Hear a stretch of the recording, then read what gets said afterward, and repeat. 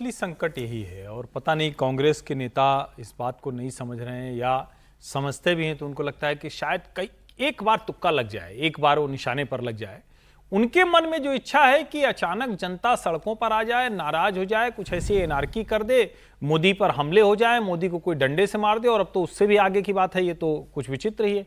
और ये वही वाली साइकी है जिसमें जब वो तथाकथित किसान आंदोलन चल रहा था तो उस वक्त क्या कहा गया था। अब वो विजय वडेट्टीवार जी को ध्यान से सुनना चाहिए, याद दिला देता हूं। जैसे हमने तो इंदिरा गांधी को नहीं छोड़ा था, ये मोदी क्या चीज है। थोड़ा तो शर्म करिए नेताजी लोग। हमारे देश के दो प्रधानमंत्री इसी तरह के अतिरेक का, इसी तरह से जो आप लोगों के मन की इच्छा, बयानबाजी, उसका शिकार हो चुके हैं। वहां तो जाके कम से कम रुक जाइए। और वो दोनों तो कांग्रेसी प्रधानमंत्री थे। मतलब आपको यह भी नहीं समझ में आता कि भारत का प्रधानमंत्री किस कॉम्प्लेक्स, रिगरस, डेमोक्रेटिक प्रोसेस से चुनकर वहां पहुंचता है। वो कोई ऐसा नहीं कि कोई एक कॉन्स्टिट्यूएंसी तय होती है और उसके आधार पर कुछ वोट तय होता है। यहां एक एक व्यक्ति तय करता है। अमेरिका में एक एक व्यक्ति नहीं तय करता है भाई। वहां की तरह नहीं कि पहले उनकी प्राइमरी, उनके चुनाव अलग तरह से हैं।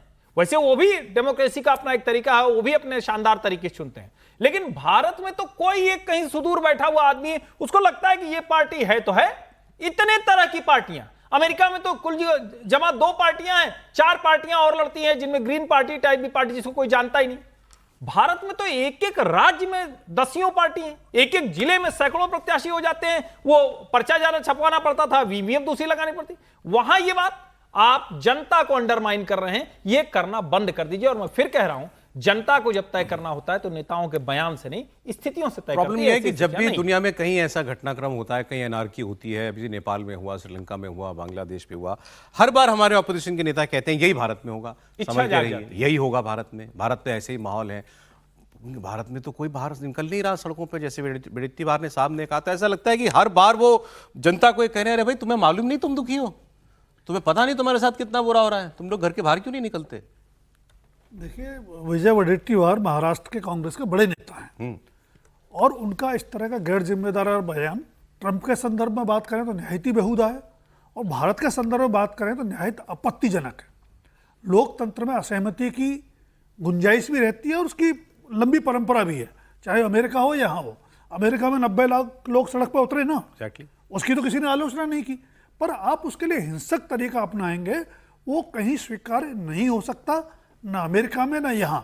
मुझे लगता है कांग्रेस के नेता इस तरह की भाषाएं ज़्यादा बोलते हैं, तो कांग्रेस पार्टी को थोड़ा सा सोचना भी चाहिए, इनको समझाना भी चाहिए। सर, अगर देश में अगर मौजूदा सरकार के खिलाफ इतना रोष होता तो कांग्रेस जीत रही होती ना चुनावों में, नहीं जीत रही होती।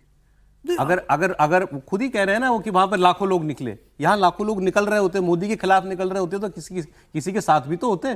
मैं वही कह रहा हूँ। तो ये इनकी जो मन की भावना है या जो आकांक्षा है वो अपनी जगह है, लेकिन राजनीति में एक मर्यादा होती है, उसको मत लांघिए। चुनावी राजनीति है, हर समय कहीं ना कहीं चुनाव हो रहा था, अभी 5 राज्यों में हो रहा है।